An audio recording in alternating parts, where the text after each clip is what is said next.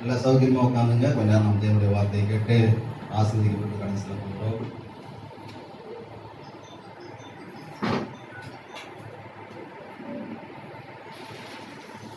போன வாரம் தலைமை போதலோடு கொஞ்ச நேரம் உரையாடி கொண்டிருந்தோம். இன்னொரு பாஸ்டர் ரவி தீமத்தை என்று ஒரு பாஸ்டர் நானும் எல்லாம் பேசிட்டு இருக்கும்போது ரவி தீமோத்தேங்கிறதான கண்ணங்குறிச்சியில் போய் ஒரு நல்ல பாஸ்டர். அவர் அவங்க சபையில் நடந்த ஒரு காரியத்தை சொன்னார். ஒரு சபை விசுவாசி ஒரு அம்மா 65 வயது மதிக்கத்தக்கவர்கள் அவங்க செய்த ஒரு காரியத்தை சொன்னார். இந்த பாஸ்டர் தீமோத்தே ரவி தீமோத்தையே என்னங்க இப்படிலாம் இருக்கிறாங்க எப்படி இருக்கிறாங்கன்னு ஐயா கேட்டதுக்கு, எங்கள் சபையில் ஒரு 65 வயதான மூதாட்டி அவங்க சர்ச்சில் ஆராதனை நேரத்துல சொல்லிவிட்டு போயிட்டாங்கய்யா. எங்க போனாங்கன்னு கேட்கும்போது 5 மாசத்துக்கு முன்னாடி செத்த ஒரு 90 வயசு நபர் செத்து போயிட்டாங்கன்னா அதுக்கு இளவுக்கு போறோம்னு சொல்லிட்டு போயிட்டாங்கய்யா. ஆராதனைக்கு இன்னைக்கு வர முடியாது அப்படின்னு எங்க சொல்லிட்டு போயிட்டாங்களாம். ஆராதனையிலே 5 மாசத்துக்கு முன்ன சொந்தக்காரர் செத்து போயிட்டார் ஒரு பெரியவர். இன்னைக்கு தான் தகவல் கிடைச்சு கோவெல்லாம் கோச்சுக்காங்க, நான் போயிட்டு வரேன் பாஸ்டர்னு சொல்லிட்டு போச்சுங்கய்யா. இப்படிலாம் விசுவாசி இருக்கிறாங்கய்யான்னு அவரு சொன்னார். அப்ப அதுக்கு நம்ம போதகர் ஒரு கருத்து சொன்னாரு, இதை கேளுங்க நடந்த ஒரு சம்பவத்துன்னு சொல்லிட்டு அவரு ஒரு சம்பவம் சொன்னார். அவர் என்ன சொன்னார்னா, ஒரு பாஸ்டர் ஆராதனை எல்லாம் டூல் டக்கரா பாட்டு பாடி ஜெபம் பண்ணி பயங்கரமா செய்திக்கு போகும்போது ஒரு சாட்சி நான் சொல்லுறேன் அப்படின்னு சொல்லியிருக்காரு. என்னன்னு சொல்லும்போது, இன்னைக்கு எங்களோட அருமையான என்னுடைய மகளை கர்த்தர் எடுத்துக்கொண்டா அப்படின்னு சாட்சி சொல்லிக்கிறார். மகளை எடுத்துக்கிட்டாருன்னு சொல்றீங்க ஆராதனை? ஆமா, இது கர்த்தருடைய நாள், கர்த்தருக்கு பண்ண கொடுக்காம வேற என்ன கொடுக்க போறோம்? பாடியே அடக்க மாட்டீங்களா? இல்ல நைட்டு தான் செத்தா, இப்பதான் நம்ம போய் என்ன பண்ண போறோம்? ஆராதனை முடிச்சு தான் போய் அடக்க பண்ண போறோம். எப்படி இருக்கு தெரியல? சொந்த மகளே செத்தாலும் கூட என்ன பண்ணக்கூடாது, ஆராதனைய மிஸ் பண்ணக்கூடாதுன்னு ஒரு ஊழியக்காரரும் 5 மாசத்துக்கு முன்ன எப்பயோ சேர்த்து போயிட்டாரா ஒரு பெரியவரு. அது இன்னைக்குதான் காதல கேட்டுச்சு. அதனால இன்னைக்கே போய் 6வது நாள்லயே நான் விசாரிக்க போனோம், போகலாம் கோச்சிக்கான்னு ஒரு மூதாட்டின்னு சொல்லிட்டு போனது. அதை வச்சு பாருங்க, ஈக்குவல் பண்ணி பாருங்க. எங்க இருக்கிறாங்க இவங்க, எங்க இருக்காங்க அவங்க எங்க இருக்காங்க. பக்கத்துல சொல்லுங்க, கர்த்தருடைய நாளிலே கர்த்தரை கனம் பண்ணும்போது கர்த்தர் நம்மை கனம் பண்ணுவார். இன்னைக்கு வந்த மாதிரி என்னைக்குமே லேட்டா வர வேணாம். லேட்டா வந்தீங்க மாதிரி சொல்லுங்க, என் மேல கோபம் உங்களுக்கு கொஞ்சம் பகிர்ந்து கொடுக்குறேன். உங்களுக்கு கோபம் லேட்டா வரத அருவருப்பா நினைக்கணுமாங்க. கர்த்தருக்கு கொடுக்க வேண்டிய கணத்தை கரெக்டா கொடுக்கணும். லேட்டா வரத அருவருப்பா நினைக்கணும். அருவருப்பா நினைக்கணும். ஏன்னா நமக்காக ஜீவனையே தந்த தேவன். வெள்ளிக்கிழமை செய்தி நீங்க கேட்டிருந்தீங்கன்னாக்கா எனக்கு என்ன கவலை, நான் எதுக்கு அழுகுறேன் அப்படின்னா, அந்த வெள்ளிக்கிழமை செய்திய வெள்ளிக்கறி சொன்ன மாதிரி எல்லாருமே கேட்க முடியாத வாய்ப்பா போச்சு. என்ன பண்றது? அப்ப அது கேட்காதவங்க எல்லாமே நிறைய பேரு அந்த 3 விதமான சாபத்துக்குள்ள இருக்கிறாங்க. அவங்க நினைக்கிறோம் கிறிஸ்துக்குள்ள வந்தோடனே எல்லா சாபமும் போச்சுட்டு. அன்னைக்கு செய்தி கேட்டவங்க தான் அன்னைக்குதான் உண்மையான விடுதலைய கர்த்தருடைய பிள்ளைகள் அடைந்திருக்கிறோம். ஆமேனா இல்லைங்களா கிறிஸ்தவரையா? அன்னைக்குதான் உண்மையான விடுதலை தான் நமக்கு தெரியுது. விடுதலை அடைஞ்சிருக்கிறோம். 3 தவளை, 3 ஆணி, 3 பாவம், 3 இப்படி 3 நிறைய 3 அன்னைக்கு பார்த்தீங்களா? இது ரொம்ப சூப்பர்.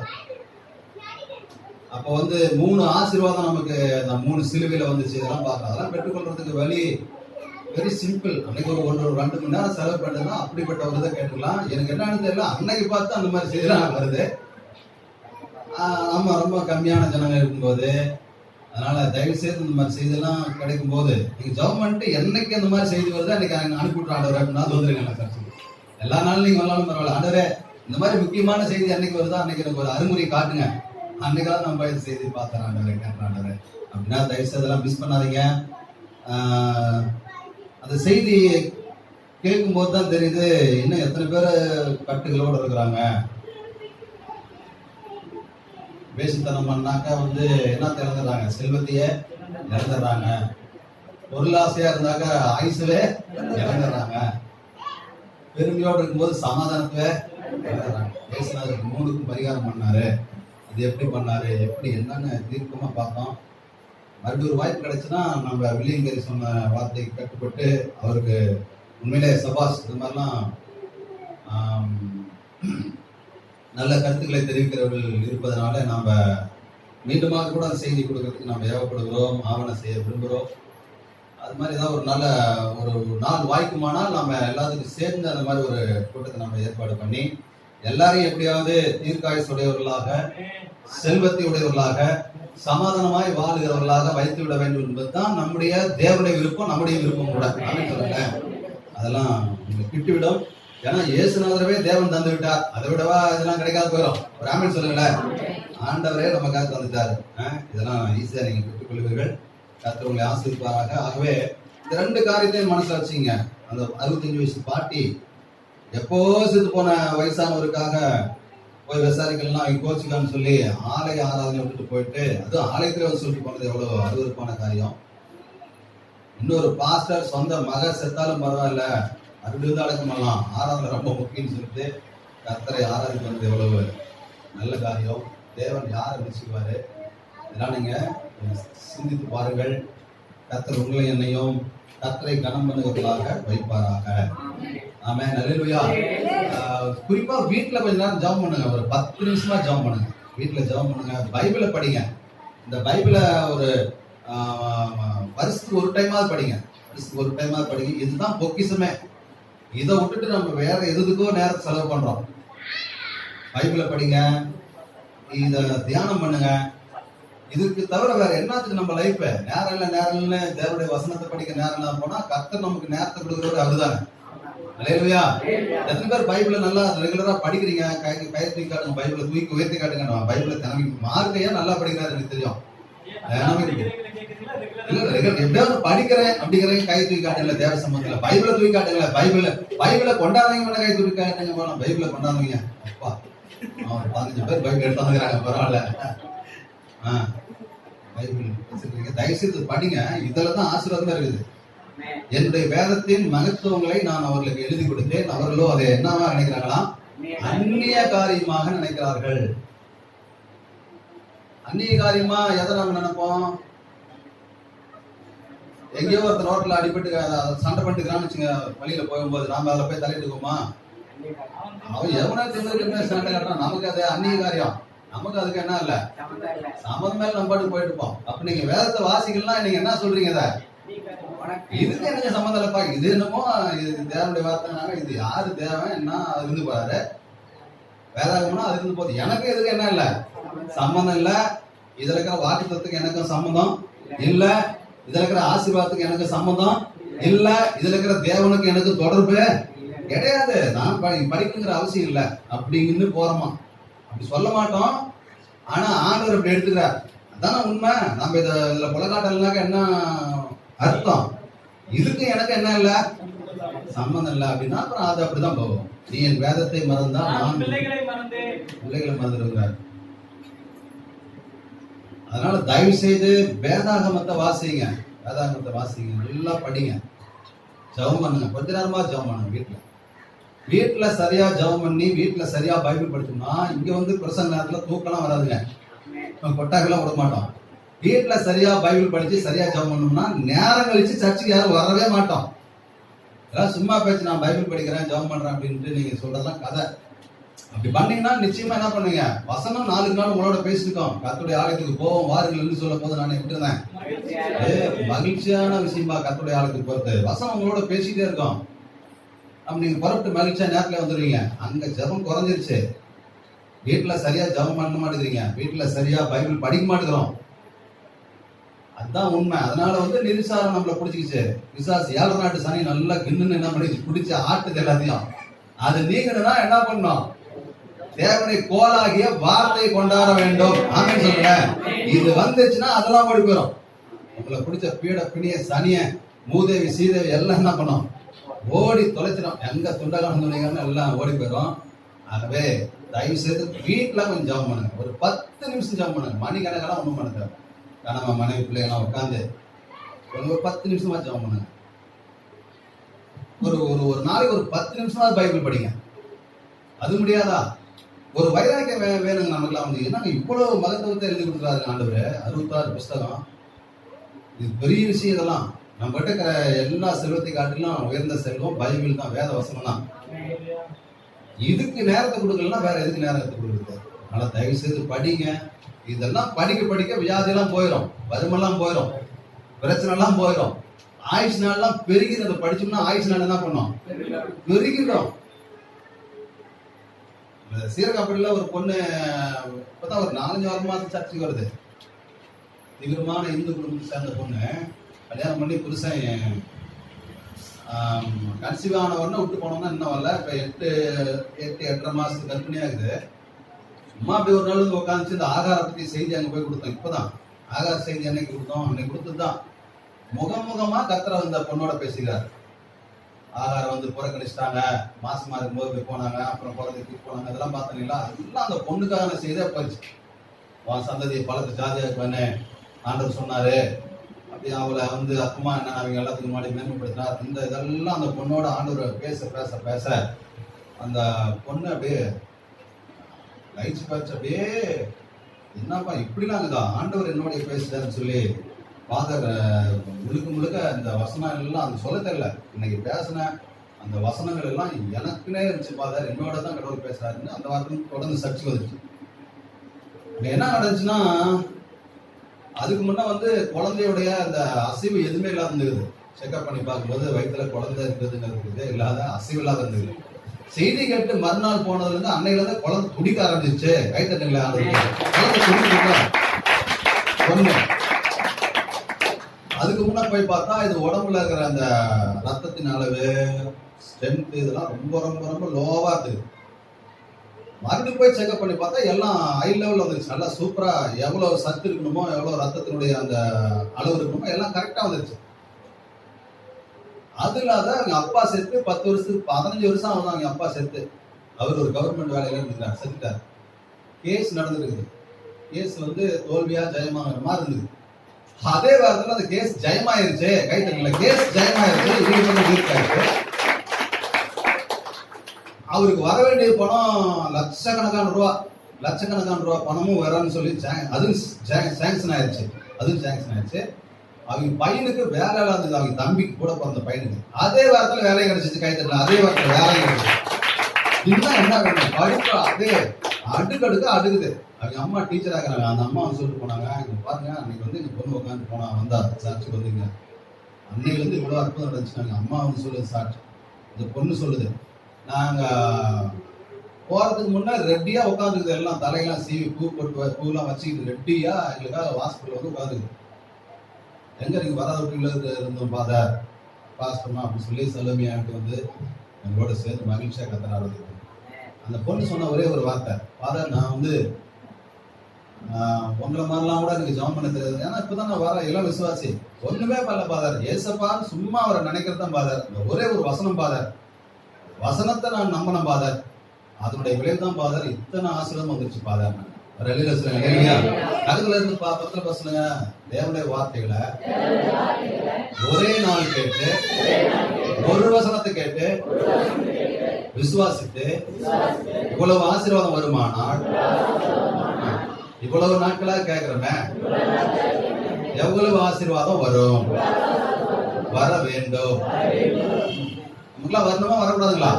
வரணும். அப்ப நம்ம ஏன் இவ்வளவு கேட்டு எல்லாம் புடிச்சு போயிடுச்சு, ஏன் ஆசீர்வாதம் வரலன்னா ஒருவேளை நம்ம விசுவாசம் இல்லாம கேட்கிறோமா என்னன்னு தெரியல. அதனால கொஞ்சம் செக் பண்ணி பாருங்க, எங்க நம்ம தவறு இருக்கிறோம்னு பாருங்க. கொஞ்சம் இறுதி ஆராய்ச்சி பண்ணுங்க.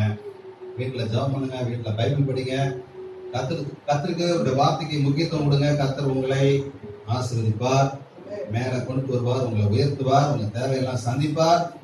உங்களுடைய குறைகள் குற்றங்கள் எல்லாவற்றையும் மன்னித்து உங்களுடைய குறைவுகளை எல்லாம் கிறிஸ்தியசுக்குள்ள மகிமையில அந்த பொண்ணுக்கு நிறைவாக்குற மாதிரி உங்களுக்கும் நிறைவாக்குவா.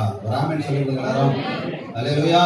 இன்னைக்கு சங்கீதம் 36 போயிடலாம். எனக்கு அம்மா அல்லேலூயா சொல்லும்போது ரொம்ப புதிக்கலாம் போல இருக்குது. அம்மா பாருங்க நீர்மலை வீட்டுல வந்துக்கிறாங்க, புதுசா வந்துக்கிறாங்க, வேற சர்ச்சுக்கு கவிதாவுடைய சர்ச்சுக்கு போறாங்க. எப்படி வளர்த்து வச்சுக்கிறாங்க பாருங்க. வயசு பிள்ளைங்க கூட நம்ம அல்லேலூயா சொல்ல மாட்டேங்கிறோம். அது அத்தனை முறை சொன்னாலும் அந்த அம்மா என்ன பண்றாங்க? அல்லேலூயா அல்லேலூயா வணங்குறாங்க. உங்க பேருமா? இன்னும் நான்சன் எடுத்து பேரு தெரியல. அல்லேலூயா. ஆமே. உங்களை பார்க்கும்போது எனக்கு ரொம்ப சந்தோஷமா. தொடர்ந்து வாங்க வாங்கி சர்ச்சுக்கு. இங்க இருக்கும்போது வாங்க பார்க்க போகணும். சங்கீதம் 36ல 3 விதமான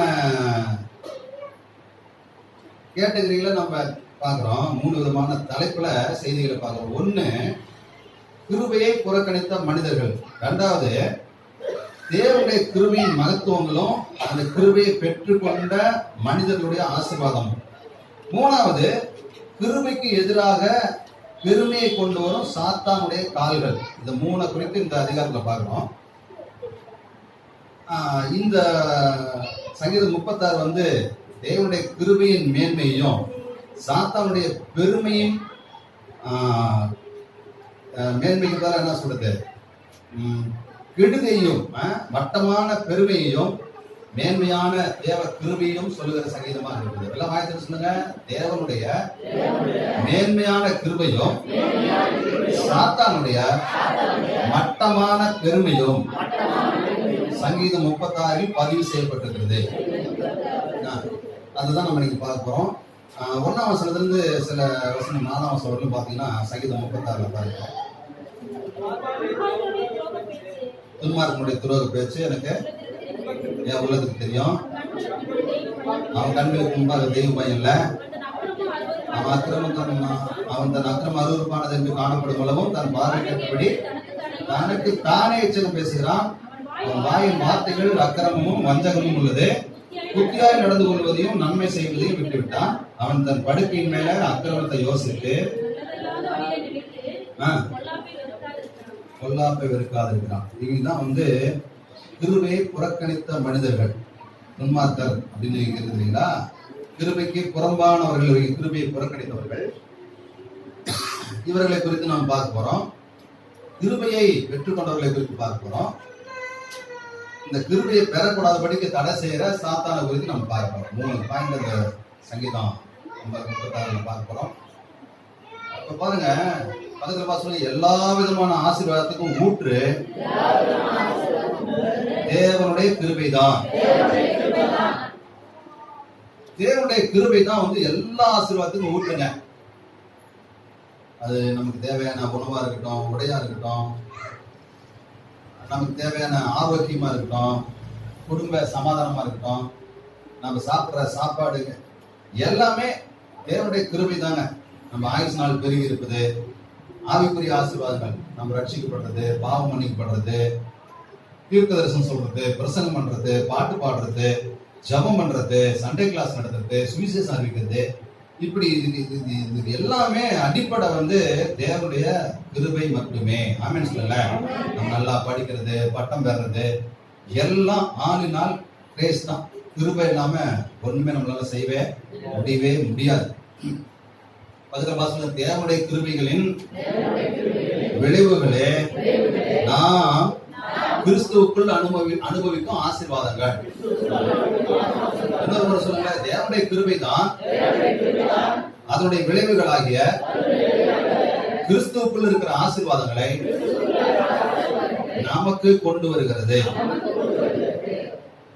அப்ப இந்த கிருபைய ஒரு சிலர்னா வெகு ஜனங்க, வெறுவாரியான ஜனங்க கிருபைய பெருசா எடுத்துக்கிறது இல்லை. 1ஆம் வசனத்துல பாக்குறோம், துன்மார்க்கனுடைய துரோக பேச்சு உள்ளதுக்கு நன்றாகவே தெரியும். அவன் கண்களுக்கு முன்பாக என்ன இல்ல, தெய்வ பயம் இல்ல. கடவுள் நான் கும்பிடணும்,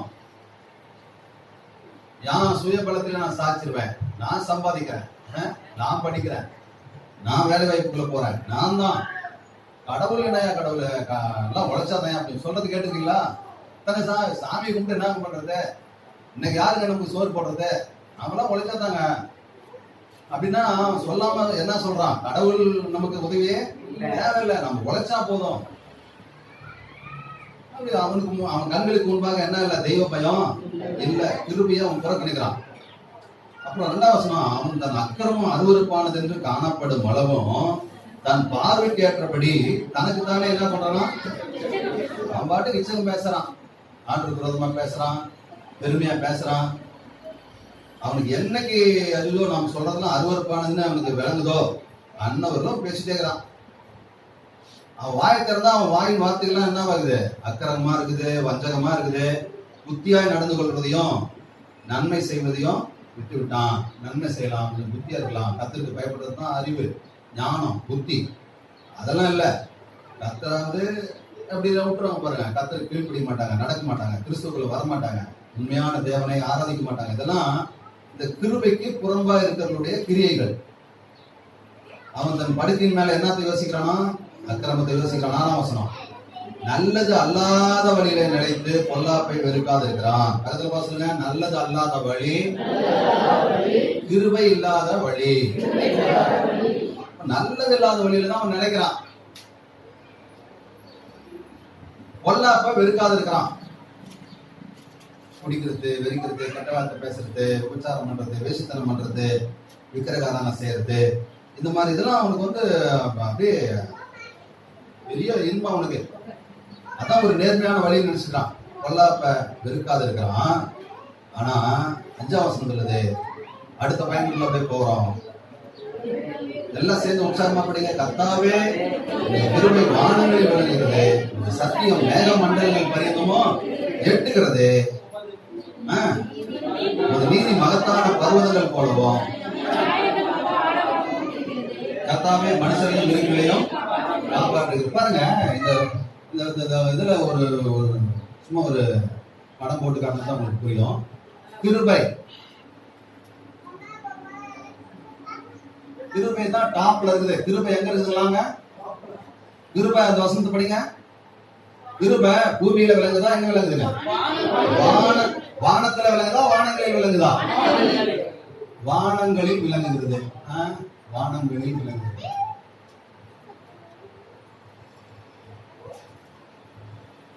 அடுத்து சொல்லுங்க.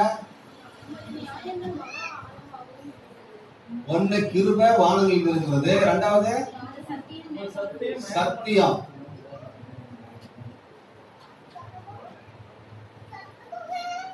மேக மண்டலங்கள்.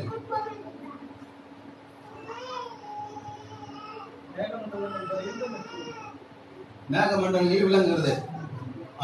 மூணாவது ஆண்டவருடைய நீதி பர்வதம், மகத்தான பர்வதம், மகத்தான பர்வதங்களில் விளங்குது. அதுக்கு ஒப்பா சொல்லப்பட்டது. 4வது 9 நியாயங்கள்.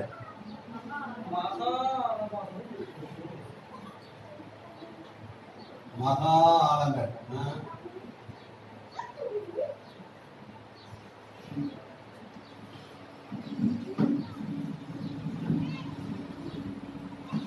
அதான் ஆழங்களில் விளங்குறது. இப்ப கவனிங்க, மனுஷர்கள் நாம இங்க வச்சுக்கலாம்.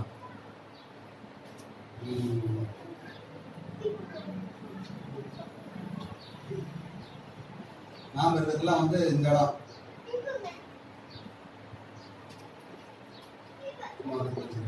மனுஷன். நாம இந்த பூமியில இருக்கிறோம். நியாயங்களை கூட இங்க வச்சுக்கலாம். 4வது நியாயங்கள், மகா ஆழங்களில்.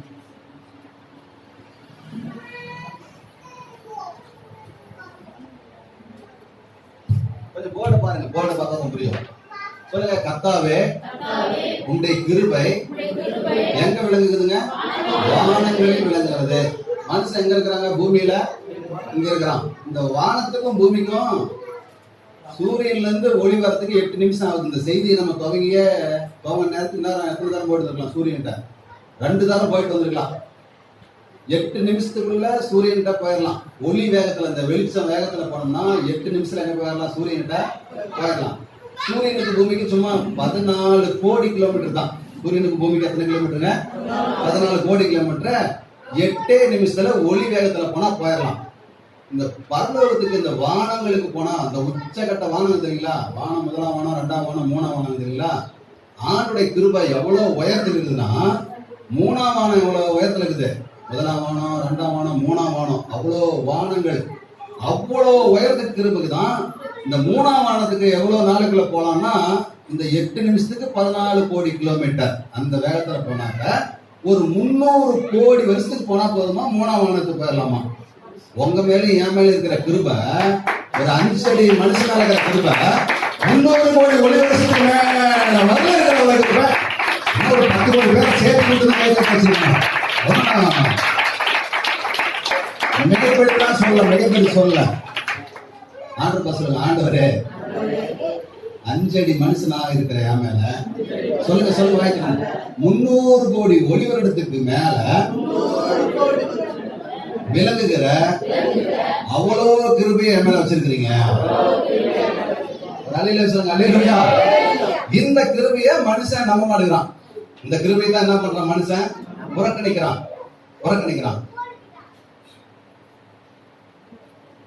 அப்பா எவ்வளவு பெரிய தேவனுடைய தேவன், அவ்வளோ கிருபையை நம்ம வச்சுக்காருங்க.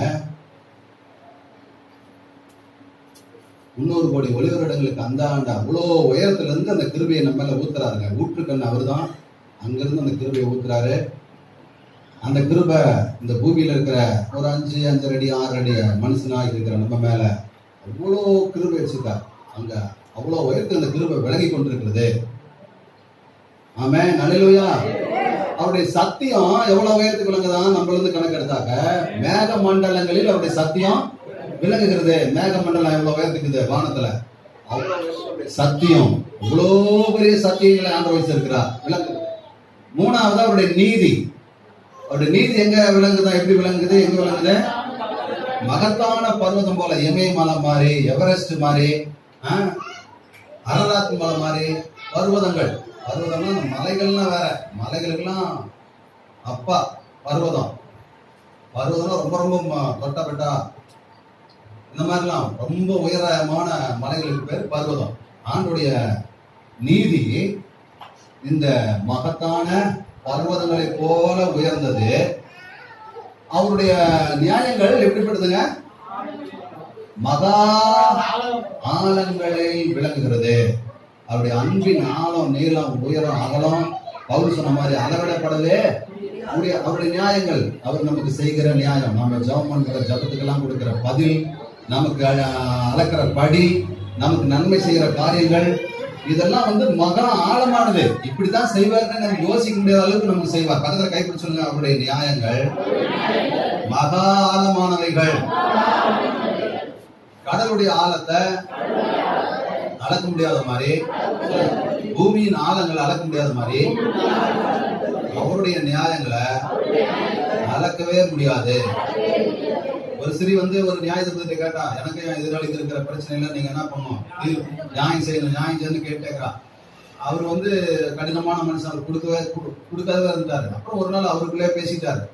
நான் வந்து தேவனுக்கு பயப்படாதவனா இருந்தோம், இந்த ஸ்திரீ என்கிட்ட வந்து என்ன பண்றா, டெய்லி நான் அலட்டிக்கிட்டே இருக்கிறதுனால நான் அவளுக்கு என்ன பண்ணோம், நியாயம் செய்யணும்னு சொல்லிட்டாரு. அந்த மாதிரி தேவன் தம்மை பற்றி இரவும் பகலும் கூப்பிடுகிறவர்களாகிய தம்மால் தெரிந்து கொள்ளப்பட்ட விஷயத்துல நீடிய பொறுமையாக இருந்து மகா ஆழமாக அவருடைய நியாயங்களை நமக்கு செய்வார். அல்லேலூயா. பக்கத்துல பாசுங்க.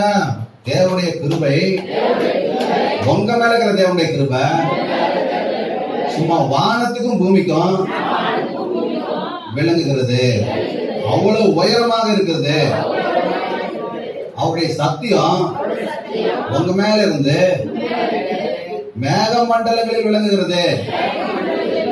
அவருடைய நீதி உயர்ந்த பர்வதங்களை போல உங்களுக்காக விளங்குகிறது. அவர் உங்களுக்காக வைத்திருக்கிற நன்மைகள், அவருடைய அன்பின் ஆழங்களில் விளங்குகிறது. அல்லேலூயா. சொல்லுங்க. அவர் உங்களுக்கு வச்சிருக்கிற நியாயங்கள் நீங்க யோசிச்சு பார்க்க முடியாத அளவுக்கு, ஆராய்ந்து பார்க்க முடியாத அளவுக்கு ஆழமாக இருக்கிறது. அல்லேலூயா. அவ்வளவு ஆசீர்வாதம் வச்சிருக்காரு நமக்கு நம்ம ஆண்டவர். இவர் தாங்க நம்ம ஆராதிக்கிறோம். நீண்ட நாளா இருக்கிற உங்க சரீர பிரச்சனைக்கெல்லாம் அவர்கிட்ட கோடிக்கணக்கான தீர்வு இருக்குது. ஒரு செகண்ட்ல அதெல்லாம் மாத்தி விட அவரால் முடியும். நீண்ட நாள் தீர்க்க முடியாத உங்க பிரச்சனை, உங்க வியாதி, உங்க பலவீனம், உங்க வறுமை, உங்க சோகம், உங்க துக்கம், உங்க புலம்பல், நடந்த முடிந்துவிட்ட ஏதோ காரியத்தினால் உண்டான காரியங்கள் எல்லாவற்றையும் ஆற்றி தீர்க்க, அதுக்கெல்லாம் சரியான நியாயம் செய்ய உங்க அப்பாவால முடியும். அவருடைய நியாயங்கள் மகா ஆழமானவைகள். அவர் பார்த்து எதையும் எப்படியும் செய்யலாம், எப்படியும் அதை திருத்தி கொண்டாட முடியும். அவரால் கூடாத காரியம் ஒன்றுமே இல்லை. ஆமென் சொல்லுங்களேன். அல்லேலூயா. அவ்வளவு பெரிய தேவன் நம்முடைய தேவன். அவ்வளவு பெரிய கிருபை வச்சிருக்காருங்க. இதான் சங்கீதக்காரன் சொல்றாரு பாருங்க. மறுபடியும் இந்த சங்கீதத்தெல்லாம் வாசித்துங்க. 5:6, 36 சங்கீதம் 5:6. கர்த்தாவே உமது கிருபை வானங்களில் விளங்குகிறது, இந்த சத்தியம் மேக மண்டலங்களில் எட்டுகிறது. உடைய நீதி மகத்தான பர்வதங்கள் போலவும் இந்த நியாயங்கள் மகா ஆழமாக இருக்கிறது. கர்த்தாவே, இந்த காரியத்தினால, எதனால? அவருடைய கிருபையினால, அவருடைய சத்தியத்தினால, அவருடைய நீதியினால, அவருடைய நியாயம் செய்யறதுனால நம்மள மாத்திரம் இல்ல, இருக்க ஜீவன்களை கூட என்ன பண்றாரு? அவரு காப்பாற்றுகிறார். 7ஆம் வசனத்தை எல்லாம் சத்தமா படிங்க. தேவனே, உங்களுடைய கிருபை எவ்வளவு அருமையானது, அதனால் மனுபுத்திரருடைய சட்டைகளை வாங்குகிறார்கள். அல்லேலூயா. அவ்வளோ பெரிய கிருபைங்க. கிருபையின் மகத்துவத்தை சொல்லி முடியாதுங்க. கிருபைன்னா தகுதி இல்லாதவனுக்கு கொடுக்கிற ஒரு கிஃப்ட், வெகுமதி, பரிசு. அவருடைய தயவுன்னு வச்சுங்க, அவருடைய அன்புன்னு வச்சுங்க, அவர் செய்கிற நன்மைன்னு வச்சுங்க. மொழிபெயர்ப்புல அதுக்கு நன்மை, பரிசு, நல்ல காரியங்கள் நிறைய இருக்கு. அதாவது சுருக்கமா நம்ம பார்த்து சொல்ல போனா அருள். கிருபைனா நம்ம எல்லாம் தெரிஞ்சவங்க தானே. கிருபை உங்களுக்கு எல்லாம் தெரிஞ்சிடும். ஓகே, அப்ப ஆண்டுடைய கிருபை இவ்வளவு பெருசாக நம்ம இருக்குது. அந்த கிருபையினாலதான் அவருடைய சட்டைகளின் நிழலிலே நாம வந்து அடைகிறோம். அல்லேலூயா. அந்த கிருபையை பெற்றுக்கொண்டவர்களுக்கு தான் ஆசீர்வாதங்கள் கிடைக்கிறது. 9:10 பாத்தீங்கன்னா இந்த கிருபை பெற்றுக்கொண்டவர்கள் அங்க வந்து அடைகிறாங்கன்னா, நம்முடைய சட்டைகளின் நிழலில வந்து அடைகிறார்கள். உமது சட்டைகள் நிழலில வந்து அடைகிறார்கள். இந்த போர்டு எடுத்து வச்சுலாம் சாமி, கொஞ்சம் வந்து நல்லா இருக்கும். பேக்ரவுண்டு இந்த வசனத்தெல்லாம் மறைக்குது. நம்ம ஆண்டுடைய சட்டைகளின் நிழலில கிருபை பெற்றவர்களால தான் வர முடியும். சங்கீதம் 36 7-10 வரலும் மறுபடியும் படிச்சிருங்க. தேவனே, உடைய கிருபை எவ்வளவு அருமையானது, அதனால் மனுபுத்திரர் சட்டைகளின் நிழலிலே வந்து அடைகிறார்கள். அந்த ஆலையில் உள்ள சம்பவத்தினால் ஜீவ ஊற்று உம்மிடத்தில் இருக்கிறது. இந்த வெளிச்சத்திலே வெளிச்சம் காண்கிறோம். நம்முடைய அறிவுரைகள் இந்த கிருபையும் செம்மையான இறைவனுடைய நீதியும் பாராட்டுகளும், திரும்பிக்காரன் கால் என்மேல் வராமலும் திருமாதனுடைய கையிலே பறக்கடிக்காமலும் இருப்பதாக. அதோ கிரமக்காரர் விழுந்தார்கள், எழுத மாட்டாமல் தாங்களே போனார்கள். அருமையானவர்களே, அடுத்த காரியம் பாருங்க. கிருபையை பெற்றுக் கொண்டவருடைய ஆசீர்வாதம் என்னன்னா, ஆலயத்துக்குள்ள வராங்க. இந்த சட்டைகளின் நிலையில வந்தடைகிறார்கள் தெரியுங்களா? அவருடைய சட்டைகளுக்குள்ள வந்துடுறாங்க. கிருபை பெற்றவங்க, அந்த அருமையான கிருபை பெற்றவங்க தான் அவருடைய சட்டைக்குள்ள வர முடியும். அந்த சட்டைக்குள்ள வர்றதுன்னா ஆலயத்துக்குள்ள வர்றது. சட்டைக்குள்ள வந்தாவே அவங்க ஆலயத்துக்குள்ள வந்துடுறாங்க. ஆலயத்துல என்ன இருக்குது அப்படின்னு பார்த்தா, நமது ஆலயத்துக்குள்ள சம்பூர்ணத்தினால் என்ன அடைவாங்க? திருப்தி அடைவார்கள். பக்கத்துல பாசுங்க, ஆலயம் வர்றது சாதாரண விஷயம் இல்ல. ஆலயத்துக்கு வந்தாதான் சம்பூர்ண ஆசீர்வாதம் அடைகிறோம். ஆலயத்துல என்ன இருக்குதுங்க? சம்பூர்ண. இங்கதாங்க இருக்குது சம்பூர்ண ஆசீர்வாதம். இங்க வந்து ஜபம் பண்றோம், குதிக்கிறோம், ஆராதிக்கிறோம், ஒரு பிரசனத்துல கழி கூறுறோம், சாட்சி சொல்றோம், ஆண்டவருக்கு கொடுக்கிறோம். ஒவ்வொன்றுக்கும் ஒரு ஆசீர்வாதம் இருக்குது. ஒவ்வொன்றுக்கும் ஒரு ஆசீர்வாதம். தேவனுடைய வார்த்தை எல்லாவற்றுக்கும் மேலாக கேட்கிறோம், தியானிக்கிறோம். அந்த வார்த்தை வந்த இடத்துல எல்லாம் ஆசீர்வாதம் தான் வரும். விதை விதைச்சாவே அது முளைத்து 1, 10, 100, 60, 30 அது பலன் தர மாதிரி வசனத்தை கேட்டாதான் ஆசீர்வாதம். கேட்கிற விதத்தை குறித்து எச்சரிக்கையா இருங்கள்னு சொன்னார். கேளுங்கள், உங்கள் சந்தோஷம் நிறைவா இருக்கும்படி பெற்றுக் கொள்வீர்கள். பக்கத்துல பாசனம், கேளுங்கள், உங்கள் சந்தோஷம் நிறைவா இருக்கும்படி பெற்றுக் கொள்வீர்கள். ஆனா கேளுங்கள்னா ஜபத்துல வந்து எனக்கு அதார அந்த இல்ல. வசனத்தை என்ன பண்ணுங்க? கேளுங்கள், உங்க சந்தோஷம் நிறைவா இருக்கும்படி மற்ற எல்லாவற்றையுமே என்ன பண்ணுவீங்க? பக்கத்துல பாசுங்க, வசனத்தை கேட்கறது சந்தோஷம் நிறைவா இருக்கும்படி பெற்றுக்கொள்ள முடியும், பெற்றுக்கொள்ளக்கூடியதாக இருக்கிறது. இன்னொரு சொல்லுங்க, தேவ வசனத்தை கேட்டாதான் நம்ம சந்தோஷம் நிறைவா இருக்கத்தக்கதாக எல்லா ஆசீர்வாதத்தையும் பெற்றுக்கொள்ள முடியும்.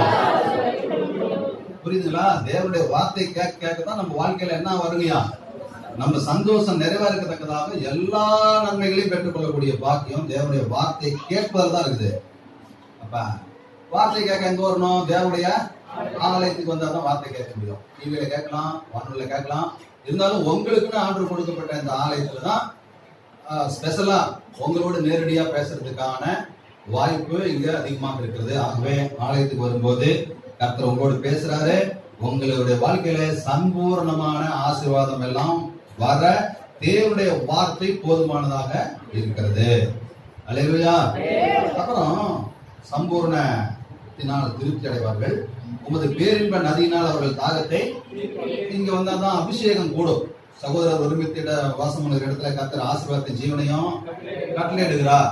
அது ஆறுடைய தலையில ஓட்டப்பட்டு நல்லா விளிம்பெறி போன வாரம் அருமையா அந்த வசனத்துக்கு விளக்கு கொடுத்தாரு. பிரசவம் நல்லா இருந்துச்சு.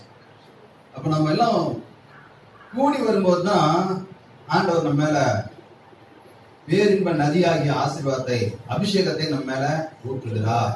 தாகத்தை தீர்க்கிறார். பக்கத்துல பசங்க ஆலயத்துக்கு வந்தாதான் திருப்தி அடைவோம். ஆலயத்துக்கு வந்தாதான் தாகம் தீரும்.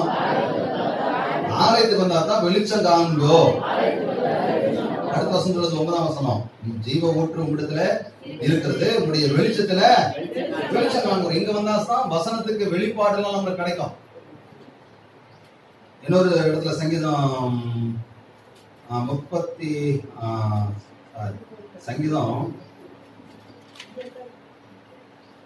சங்கீதம் 7ஆம் வசனம் பாருங்க. 5:7 சங்கீதம் 5:7. மிகுந்த கிருபையினாலே ஆலயத்துக்குள் பிரவேசித்து பரிசுத்த சந்நிதிக்கு நேராக பயபக்தியோடு பணிந்து கொள்ளுவேன். இன்னொன்னு என்னன்னா, மிகுந்த கிருபையினாலதான் தேவனுடைய ஆலயத்துக்குள்ளேயே பிரவேசிக்க முடியும். பக்கத்துல சொல்லுங்க, உங்க மேல மிகுந்த தேவ கிருபை இருக்கிறதுனாலதான் தேவனுடைய ஆலயத்துக்குள்ளே வந்திருக்கிறீங்க. அப்ப கிருபை தாங்க எல்லா ஆசீர்வாதத்துக்கும் ஊற்றா இருக்குது. தேவனுடைய கிருபை இல்லைன்னா ஆலயத்துக்கு வர முடியாது. தேவனுடைய கிருபை எல்லாம் பரிசுத்தாவின் அபிஷேகத்தையும் பெற முடியாது. தேவனுடைய கிருபை இல்லைனாக்க ஆராதனை செய்ய முடியாது. தேவனுடைய கிருபை இல்லைனாக்க தேவனுடைய வார்த்தையை கேட்க முடியாது. இதுக்கு எல்லாமே காரணம் ஆண்டுடைய மிகுந்த கிருபை. ஆண்டுடைய மிகுந்த கிருபை இருக்கிறதுனாலதான் ஆலயத்துல பிரவேசிக்கிறோம், சம்போதனமான ஆசீர்வாதங்களை பெறுகிறோம். நம்ம தாகம் தீர்க்க பேரின்ப நதிய ஆண்டு வச்சிருக்காரு. ஜீவ ஊற்றத்துல பக்கத்துல பாசுங்க, ஆலயத்துல ஜீவ ஊற்று இருக்கிறது. ஜீவ ஊற்றுனா என்ன ஊற்றுறது? அது விளக்கம்.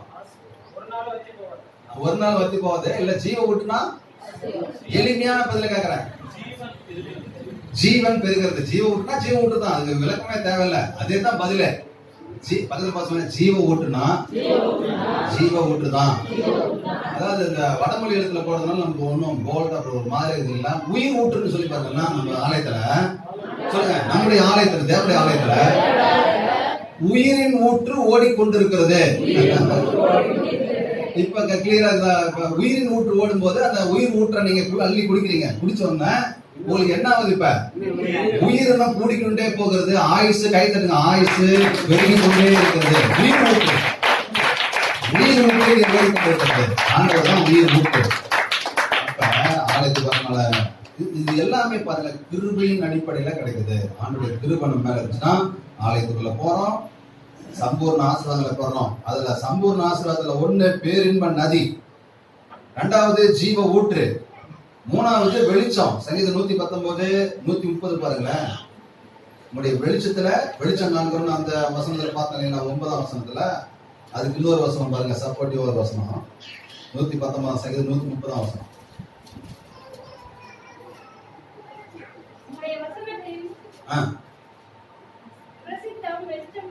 உம்முடைய வசனத்தின் பிரசித்தம் வெளிச்சம் தந்து பேதைகளை உணர்வுள்ளவர்களாக்கும். பக்கத்துல பாசுங்க, ஆண்டுடைய வசனத்தின் பிரசித்தம் தான் வெளிச்சம். வெளிச்சம் அப்படின்னா என்ன? இந்த லைட் எல்லாம் போட்டு வச்சிருக்காங்க, இது மாத்திரம் வெளிச்சம் இல்ல, இது வெளிச்சம். இன்னொன்னு ஆண்டுடைய வசனத்தின் பிரசித்தம். ஆண்டுடைய வசனத்துல இருக்கிற வெளிப்பாடுகள், அந்த வசனத்துல இருக்கிற ரகசியங்கள், அந்த வசனத்துல இருக்கிற ஆழம், அர்த்தம், இதெல்லாம் இங்க கிடைக்குது. அந்த வெளிப்பாடுகள் கிடைக்குது. எப்பப்பெல்லாம் ஒரு புதிய வெளிப்பாடு வருதோ அப்ப புதிய ஆசீர்வாதம் வருகிறது. ராமன் சொல்லுங்களேன், இன்னைக்கு ஒரு புதிய வெளிப்பாடு வந்துருச்சுன்னா உங்களுக்கு என்ன வருதுன்னு அர்த்தம்? புதிய ஒரு ஆசீர்வாதம் வருதுன்னு அர்த்தம். சத்தியத்தை அறிவீர்கள், சத்தியம் உங்களை என்ன பண்ணா? நீங்க கேட்ட சத்தியத்தினால இப்பொழுதே எப்படி இருக்கிறீங்க? பரிசுத்தமா இருக்கிறீங்க அப்படின்னு ஏசு சொன்னாரு. யோவான் சுவிசேஷத்துல சொன்னார், சீசர்ல பார்த்து, நான் சொன்ன இந்த உபதேசத்தை கேட்டுக்கிறீங்களா, சத்தியத்தை கேட்டுக்கிறீங்களா, இப்பொழுதே நீங்க சுத்தமா இருக்கிறீங்க, பரிசுத்தமா இருக்கிறீங்க. அப்படி ஒரு வசன வெளிப்பாடு வந்துச்சுனாவே அது நம்மள சும்மா விடாது. அந்த வசனத்தின் பிரசித்தம், அந்த வெளிச்சம் நம்மளை ஆசீர்வதிக்கிறதாக இருக்கிறது. ஆகவே நம்முடைய வெளிச்சத்தில் என்ன காண்றோம்? வெளிச்சம். இதெல்லாம் எல்லாம் கிருபையினால வரக்கூடிய ஆசீர்வாதம். அப்புறம் 36:10 பார்க்கும்போது உண்மை அறிந்தவர்கள் மேல ஒரு கிருபையும், இங்கதான் வந்து நீதி பக்கத்து பாசங்க தேவனுடைய ஆலயத்துல கர்த்தரை ஆராதிக்கும் போது ஆண்டுடைய நீதியினால் நம்மை சிறப்படுத்துகிறார். இயேசுவின் நீதி நிமித்தம் நம்முடைய தலைமையில ஆசீர்வாதங்களை அமர பண்ணுகிறார். இதுக்கு எல்லாமே அடிப்படை காரணம் என்னங்கய்யா? கர்த்தருடைய ஆலயத்துல இருக்குது. கர்த்தருடைய ஆலயத்துல இவ்வளவு இருக்குது. என்னென்ன இருக்கு சொல்லுங்க? கர்த்தருடைய ஆலயத்துல என்னென்ன இருக்குது? 1 சம்பூர்ண ஆசீர்வாதத்துல 1 பேரின்ப நதி, 2 ஜீவ ஊற்று, 3 வெளிச்சத்தில் வெளிச்சம், தேவனுடைய வார்த்தையில இருக்கிற சத்திய வெளிச்சம், 4 நீதி. நீதி நீதி மறந்துடுறீங்களா? சொல்லுங்க. பேரின்ப நதி, ஜீவ ஊற்று, வசனத்தின் வெளிச்சம், நீதி. இது எல்லாமே சொல்லுங்க ஆலயத்துல இருக்குது. ஆலயத்துக்கு வரத்துக்கு கிருபை தேவை. கிருபை நம்ம மேல வானங்கள் வரையிலும் இருக்குது. கைத்தலுங்க கிருபை எதுவும் நம்ம மேல இருக்கிற வானங்கள் மட்டும் வியாபிக்கிறான். அவ்வளோ ஒரு கிருப்பிச்சிருக்காரு. அதனாலதான் சொன்னாரு, மலைகள் விலகினாலும் பர்வதங்கள் நிலை பெயர்ந்தாலும் என்னுடைய கிருபை உன்னை விட்டு போகாதுங்கிறார் ஆண்டவர். எபேசியர் 2:6 பாருங்க. எபேசியர் 2:6.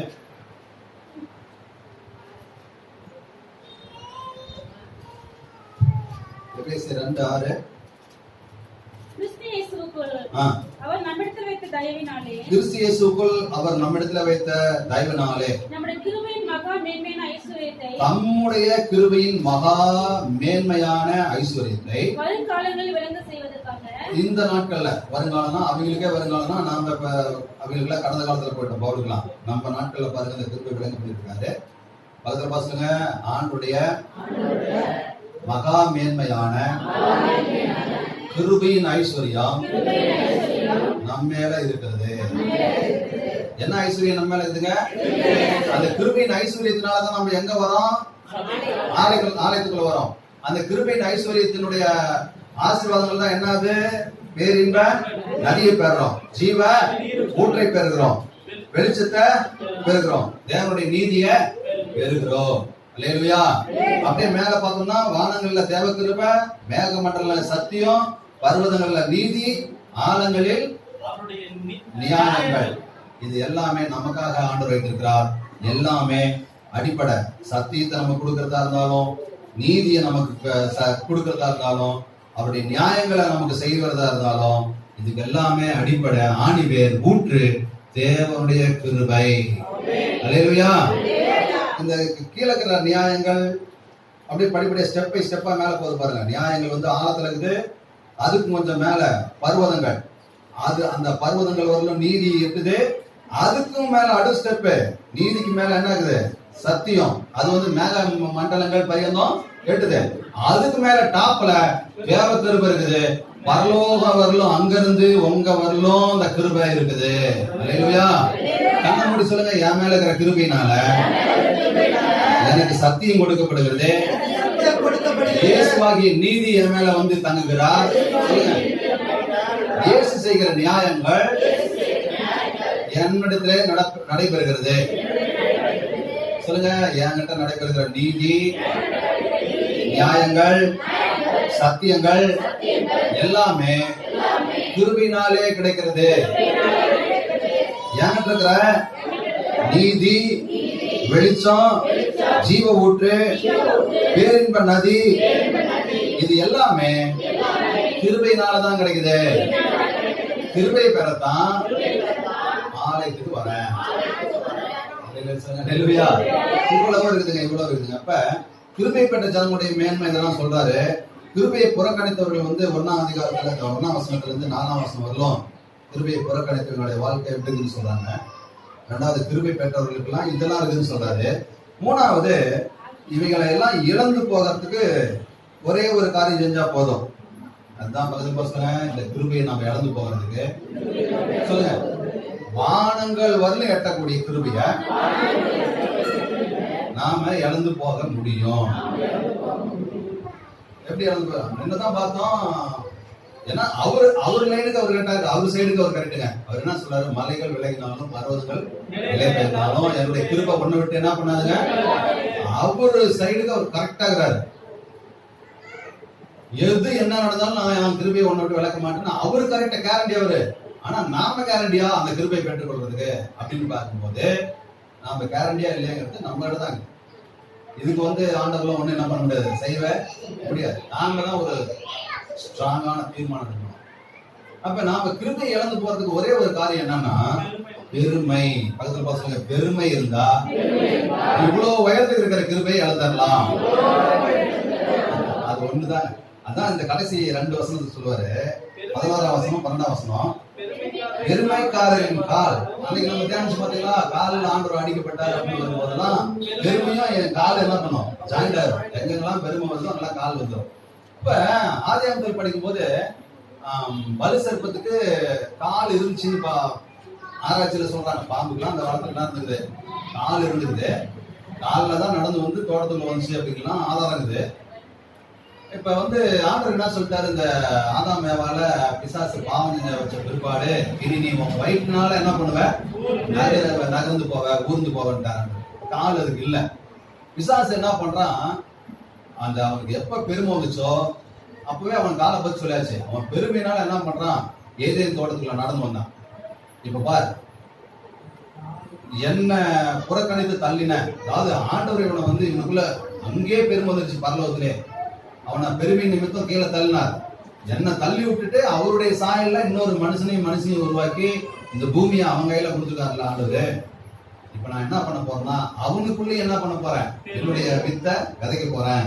விதைச்சு அந்த வானங்கள்ல இருந்து விளங்குகிற கிருமிக்கு அவனை அபாத்திரனா பண்ண போறேன்னு சொல்லி பிசாசு வந்தான். அவன் அவனுடைய பெருமை நிமித்தம் ஆண்டவரவே குற்றப்படுத்தி பேசலாம்.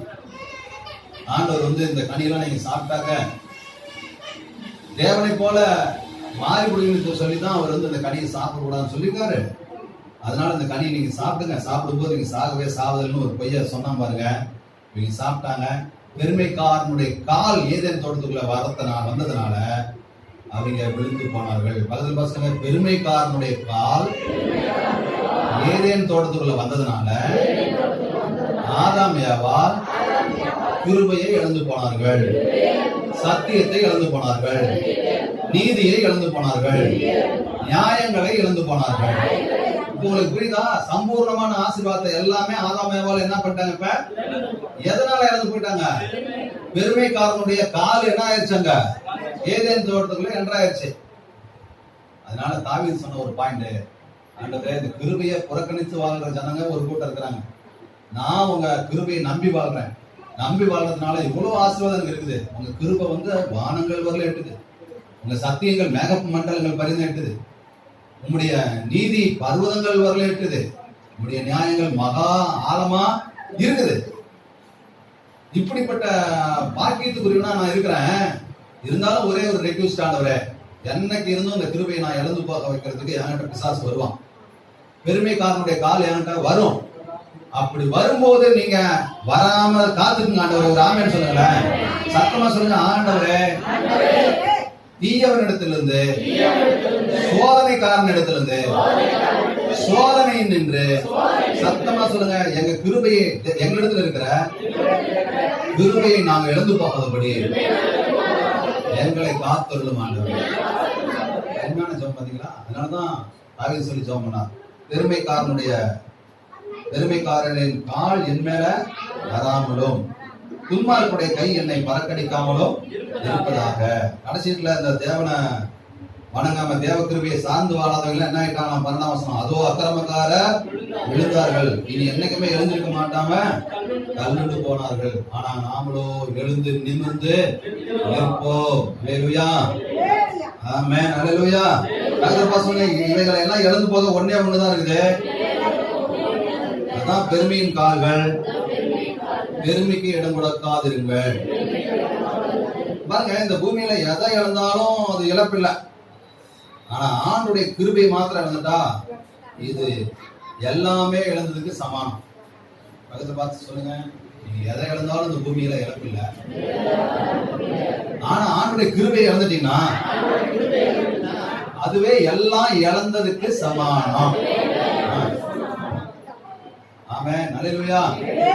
அப்ப தேவனுடைய கிருபை எவ்வளவு பெருசு பாருங்க, எவ்வளவு முக்கியம் பாருங்க. எதை வேணாலும் இங்க இழந்துடலாம், பணத்தை இழந்துடலாம், செல்வாக்கு இழந்துடலாம், மதிப்பு இழந்துடலாம்.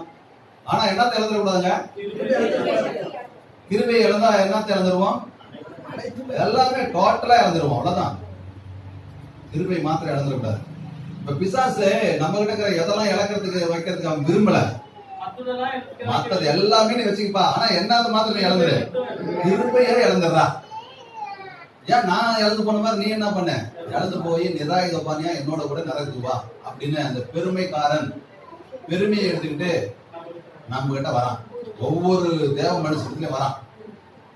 உலகத்தான்கிட்ட அவங்ககிட்ட இருக்கிறதான படிப்பை வச்சு, காரை வச்சு, அவன் மனைவி பிள்ளைகளை வச்சு, தோட்டத்தோரை வச்சு, அவங்ககிட்ட இருக்கிற நகை நட்டை வச்சு, அவங்ககிட்ட இருக்கிற அந்தஸ்தை வச்சு, பதவியை வச்சு, பேக்ரவுண்டை வச்சு அவனை பெருமை கொள்ள செய்வான். அப்படி சில ரதங்களை குறித்தும் சில குதிரைகளை குறித்தும் மேன்மை பாராட்டார்கள். அவர்கள் புரிந்து விழுந்தார்கள். நாங்களோ எங்கள் தேவனாய் கர்த்தருடைய நாமத்தை குறித்து நாங்களோ எழுந்து நிமிர்ந்து. இப்ப நம்ம கிட்ட எப்படி பெருமை கொண்டு வருவான் பிசாசு? நம்ம வட்டாரத்துல என்ன ஆகுதோ அதை வச்சு ஆவிக்குரிய காரியத்திலே கூட நம்மள என்ன பண்ணுவோம்? பிசாசு பெருமையடைய செய்வான். நீ நல்லா ஜெபம் பண்ற, இந்த சர்ச்சிலே நீ தான் செல்ல பிள்ளை, நீ இந்த சர்ச்சிலே நல்லா வளரக்கூடிய ஆளு நீ தான் அதிகமா கொடுக்குற, இந்த சர்ச்சிலே நீ தான் அதிகமா ஜெபம் பண்ற, இந்த சர்ச்சிலே நீ தான் நல்லா பாட்டு பாடுற, இந்த மாகாணத்துல நீ தான் நல்லா பிரசங்கம் பண்ற, ஒன்ன மாதிரி பாஸ்ட் யாருமே இல்ல, நீ தான் நிறைய காரியங்களை சொல்லி தர, பாரு எவ்வளவு விசேஷமான நீ, அப்படி இப்படிலாம் சொல்லி என்ன பண்ணுவோம்? நம்மள ஒவ்வொருத்தருடைய தகுதிக்கு தகுந்த மாதிரி நம்மகிட்ட இருக்கிறத வச்சு பிசாசு நம்மை பெருமை அடைய பண்ணுவான். ஆண்டவர் பார்த்து சொல்லணும், கத்தா கண்ண முடிச்சு சொல்லுங்க, கத்தாவே பெருமைக்காரனின் கால் எங்களிடத்துல வராமல் இருப்பதாக, நாங்கள் கிருபையை இழந்து போகாது இருப்போமாக. அல்லேலூயா. தேவனுடைய வசனத்தை வாசித்து படிக்கலாம். யாக்கோபு 4:6.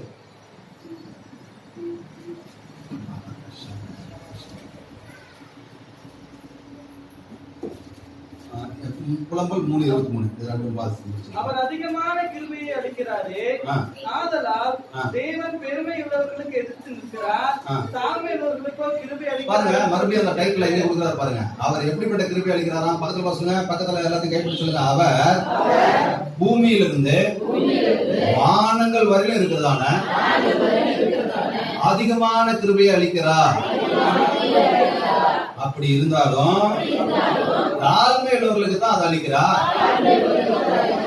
பெருமை உள்ளவர்களுக்கோ தேவன் எதிர்த்து நிற்கிறார். அப்ப பெருமை உள்ளவர்களுக்கு ஒரு அரசியல்வாதி இல்ல, பிசாசு இல்ல, ஒரு தேவதூதன் இல்ல, பெருமை உள்ளவர்களுக்கு யாரை எதிர்த்து நிற்கிறாரு? போச்சா? தேவனே எதிர்த்துனா கிருபை தருவாரா? அவரு தேவனே எதிர்த்துனா சத்தியத்தை தருவாரா? தேவனே எதிர்த்து நின்னார்னா நீதியை தருவாரா? நமக்கு தேவனே நம்மளை எதிர்த்துட்டாருங்கயா, நமக்கு ஏதாவது நியாயம் செய்வாரா?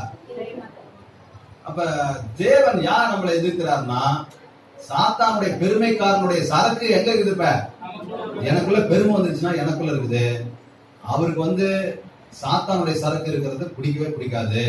சாத்தானுடைய கிரியைகள் பெருமை, முக்கியமான அவனுடைய பாவம் பெருமை. அந்த பெருமை எங்கெல்லாம் இருக்குதோ தேவன் அதையெல்லாம் வெறுக்கிறார். பெருமை உள்ளவர்களுக்கு தேவன் எதிர்த்து நிற்கிறார், தாழ்மை உள்ளவர்களுக்கோ தேவன். நீங்கள் நானும் நம்மை தாழ்மை உள்ளவர்களாக வைக்க வேண்டும். இந்த பெருமை இவ்வளவு பெரிய கிருபிக்கு நியாயமாத்திரானவரே. தாவீது அப்படிதான் ஜெபம் பண்ணார், நியாயமாத்திரம். சாலமோனா தான் அப்படிதான் ஜெபம் பண்ணார். இவங்கெல்லாம் பாருங்க, வேதத்துல இருக்கிற கதாபாத்திரம் நான் எம்மாத்திரம், நான் இதுக்கு தகுதியே இல்லை அப்படி சொன்னவங்களதான் ஆண்டவர் மென்மேலும் மென்மேலும் மென்மேலும் மென்மேலும் வானங்கள் பரியந்தம் எடுத்துக்கிற அந்த கிருபையா அவன் மேல பொழிந்து கொண்டே இருந்தார். ராமன் சொல்லல. ஆனா அதை விட்டுட்டு நான் அவன் மாதிரி இல்ல இவன் மாதிரி இல்ல, 2 பேர் போனாங்க கர்த்தருடைய ஆளுநரை ஜெபம் பண்ணேன், நான் ஆயக்காரர் பாவிகள் இந்த வரி வசூலிக்கிறவன் இவன் மாதிரிலாம் இல்லாண்டவரே. நான் வாரத்துல 2 தடவை உபவாசம் பண்றேன், நான் அதை பண்றேன் இதை பண்றேன்னு இவனுடைய சுய கிரிகளே சொல்லி சொல்லி எனக்கெல்லாம் அந்த கிருபையின் அடிப்படையில் ஆசீர்வாதம் தருங்கிறதுல நான் செய்கிற கிரியைகளின் அடிப்படையில கூட என்ன பண்ணலாம், நீங்க என்ன ஆசீர்வதிக்கலாம். ஒருத்தன் இன்னொரு சொன்னா வானத்துக்கு நேராக என்ன பண்ணலாம், கண்களை கூட ஏறெடுக்க துணியாமல், வானத்துக்கு நேராக கண்ணை கூட ஏறெடுத்து பார்க்க முடியல, அவன் பூசித்தவனுக்கு ஆண்டவரே நான் பாவியாக என் மீது எப்படி கிருபையாயிருந்தான்.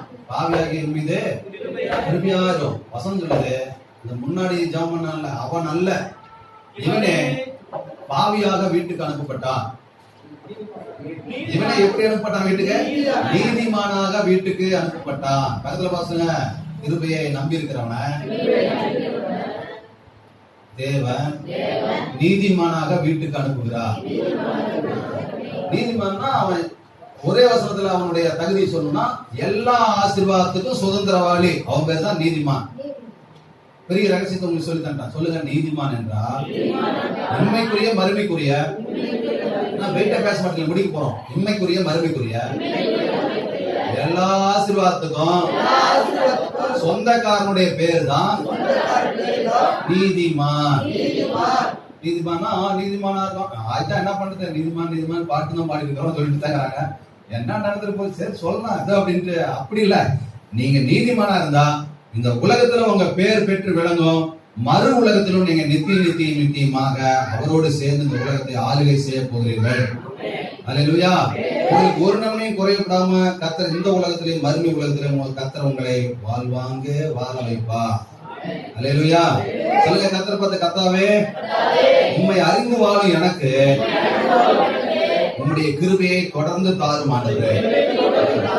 அதான் 10ஆம் வசனத்துல சங்கீதக்காரனுடைய ஜெபம். கர்த்தாவே உம்மை அறிந்தவர்கள் மேல் உமது கிருபையையும் செம்மையான இதயம் உள்ளவர்கள் மேல உமது நீதியையும் பாராட்டியறலும். நாம ஜெபிக்கிற ஜெபம் இதுமாக இருக்கட்டும். கர்த்தாவே உம்மை அறிந்து வாழும் எனக்கு உமது கிருபையை தொடர்ந்து தாரும். அவரு அதான் சொல்றாரு. புலம்பல் 3:23 வாசி முடிச்சிருக்க ஜெபம்லாம் அவர் என்ன சொல்றாரு? இன்னொரு முறை அந்த கிருபை பத்தி மேல வசனம் 22. நாம் நிர்மூலமாக இருக்கிறது கர்த்தருடைய கிருபையே, அவருடைய இரக்கங்களுக்கு முடிவில்லை.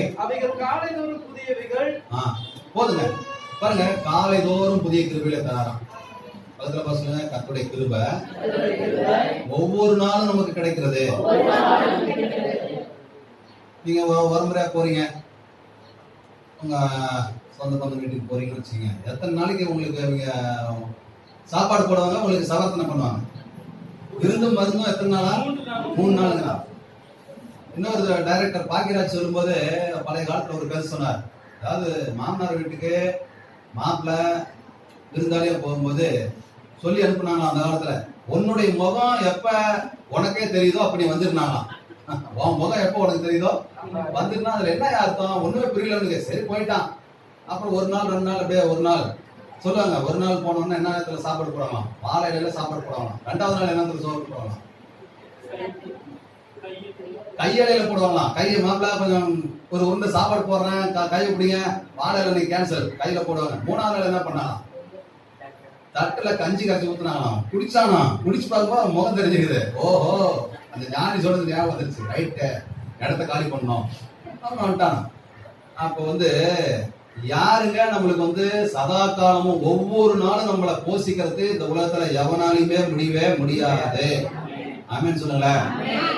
ஆப்டர் நம்ம பிள்ளைகளால நம்மள பேணி காக்க முடியாது. பெற்றோராகிய நம்மளாலையும் நம்ம பிள்ளைகளையோ பேர பிள்ளைகளையும் ஒவ்வொரு நாளும் போஷிக்க நம்மளாலையும் எவ்வளவு நாளைக்கு நீங்க போஷிக்கும்? உங்களுக்கு சத்துக்கு தான் உங்க பிள்ளைகளை பேர பிள்ளைகளை நீங்க கை கொடுக்க முடியும், அவங்களுக்கு உதவி செய்ய முடியும். உங்க சத்துக்கு அப்புறம் அவங்க ஆல்ரெடி என்ன பண்றான், அவனே அப்புறம் ஏதாவது தொழில ஜாயின் பண்ணி, வேலையில ஜாயின் பண்ணி, படிச்சோ வேலை ஏதோ பிசினஸ் பண்ணியோ அவங்க சொந்த காலம் நிற்க ஆரம்பிச்சாங்க. என் தேவனை தவிர வேற யாராலும் அனுதினமும் நம்மை நடத்த முடியவே முடியாது. அவர் தான் அனுதினமும் கிருபை தருகிறார். வேற யாராலும் எல்லாரும் எழுதிக்கலாமா? எல்லாரும் எழுந்து அருமையானவர்களே, கர்த்தருடைய கிருபையினால் நாம் நிர்மலமாக அமர்கிறோம். கர்த்தருடைய கிருபை வானங்கள் வரையிலும் எட்டுகிறதா இருக்குது. அந்த கிருபையினாலதான் நமக்கு நல்ல சத்தியங்களை கொடுக்கிறார். அந்த சத்தியங்களை கேட்டு கேட்டுதான் இயேசு என்னுடைய பாவத்தை சுமந்தார், எனக்காக என்னை நீதிமானாக எழுந்தார்னு விசுவாசித்து அறிக்கை செய்வதனால நாம் நீதியை பெறுகிறோம். நீதியை பெற்ற உடனே அந்த நீதிமானுக்குரிய ஆசீர்வாதங்களாகிய நியாயங்களை என் பிள்ளைக்கு இதெல்லாம் போய் சேரணும். ஆரோக்கியமா இருக்கிறது நீதி, அவனுக்கு கொடுக்கணும், அவன் நீதிமான். என் பிள்ளை கடன் இல்லாத வாழணும், நீதிமான். கடன் கொடுப்பான், கடன் வாங்க மாட்டான், அதனால அவனுக்கு ஐஸ்வர்யத்தை கொடுக்கணும். நீதிமானுக்கு ஒரு நன்மையும் குறையப்படாது. சிங்கக்குட்டிகள் தாழ் சிறந்து பட்டினியா இருந்தாலும் கர்த்தரை தேடலுக்கு ஒரு நன்மையும், அதனால அவனுக்கு எல்லா குறைகளையும் நான் நிறைவாக்கணும். நீதிமானுடைய பேர் பிரபலமாகணும், அதனால அவன் பேரை நான் பெருமைப்படுத்துவேன். நீதிமானுடைய சந்ததி அப்பத்துக்கு இறந்து திரிவதில்லை. அவன் எந்த காலத்திலும் அவனும் அவன் பிள்ளைங்களும் பேர பிள்ளைங்களும் தலைமுறையா பிச்சை எடுக்க கூடாது. அதனால அவங்க சந்ததியோட நான் இருப்பேன். நீதிமானுடைய சந்ததியோட கர்த்தர் இருக்கிறாரே 14ஆம் சங்கத்துல, அதனால நான் அவனோட இருப்பேன்.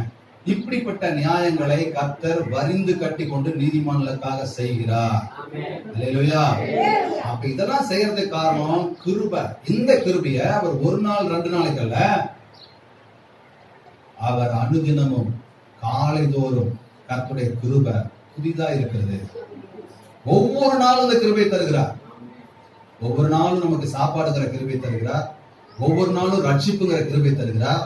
பாவ மன்னிப்புங்கிற கிருபை தருகிறார். பரிசுத்தங்கிற கிருபை தருகிறார். தேவனுடைய சன்னிதானத்துக்கு வரக்கூடிய கிருபை தருகிறார். வேத வசனத்தை வாசிக்கக்கூடிய கிருபை தருகிறார். நன்றாக சுவாசிக்கக்கூடிய கிருபை தருகிறார். உணவு செரிமானம் ஆகக்கூடிய கிருபை தருகிறார். உடைங்கிற கிருபை தருகிறார். அவருக்கு பொறுத்தவரைக்கும் பரலோகத்துக்குரிய காரியமும் ஒண்ணுதான், பூமிக்குரிய காரியமும் ஒண்ணுதான். ரெண்டையும் குறை இல்லாம நமக்கு தருகிற தேவனாக இருக்கிறார். ஆமென் சொல்லுங்க. இதெல்லாம் கிருபையினால் நமக்கு தருகிறார். ஒவ்வொரு நாளும் தருகிறார். அதனாலதான் சங்கீதக்காரன் தாவீது முத்தாய்ப்பா ஒரு வசனம் சொன்னாரு, என் ஜீவனுள்ள நாளெல்லாம் நன்மையும். கை தட்டி சொல்லுங்க, யாரும் தொடருமான்னு சொல்லுங்க. என்னை தொடரோ, என் ஜீவனுள்ள நாளெல்லாம் நன்மையும் கிருபையும் என்னை தொடர. கர்த்தருடைய வீட்டுக்கு நான் போற வரையிலும் அந்த கிருபை அனுதினமும் புதிய கிருபையாக இருக்குது. அதை தொடர்ந்துகிட்டே வரும். நம்ம அந்தஸ்தோ, நம்ம கல்வியோ, நம்ம படிப்போ, நம்ம செல்வமோ, நம்ம சொத்தோ, நம்ம காடோ, ஊடோ, காரோ, பங்களாவோ, நம்ம கணவனோ, மனைவியோ, பிள்ளைகளோ, பேர பிள்ளைகளோ, ஒவ்வொரு நாளும் நம்மள கிருபை பாராட்டி தயவு செய்து, இன்னைக்கு நம்ம கிட்ட நல்லா இருக்கிறவங்க நாளைக்கு நம்மளை கோச்சுவாங்க. இன்னைக்கு நமக்கு உதவி செய்யறீங்க, ஏதோ ஒரு நாள் 10 நாள், அது ஒரு 10 வருஷம் 5 வருஷம், ஓகே, அவ்வளவுதான் என்னால செய்ய முடியும். அப்புறம் மாறிக்குவாங்க. அது இயல்பு, அது தப்பு இல்லை, அது அப்படிதான். தேவனை தவிர அனுதினமும் கிருபை தருகிறவர்கள் யாருமே கிடையவே கிடையாது. ஒரு ஆமென் சொல்லுங்க. அவர் அனுதினமும் நமக்கு புதிய கிருபைகளை தருகிறார். ஆகவே கிருபை பெற்றவர்களா இருக்கிற நீங்கள் பாக்கியவதிகள், பாக்கியவான்களாக இருக்கிறீர்கள். ஆண்டவர்கிட்ட அந்த கிருபையை ஒவ்வொரு நாளும் பெற்றுக்கொள்ளுங்க. ஒவ்வொரு நாள் காலையில் சொன்ன ஆண்டவரே இந்த நாளுக்குரிய கிருபை தாரோம். ஆமென் சொல்லுங்க. ஜெபம் பண்ணுங்க, இந்த கிருபையை பற்றி கொள்ளுங்க. அவர் சொல்லியிருக்கிறார், நித்திய கிருபையுடன் உனக்கு இறங்குவேன்னு சொல்லிருக்கிறாரு.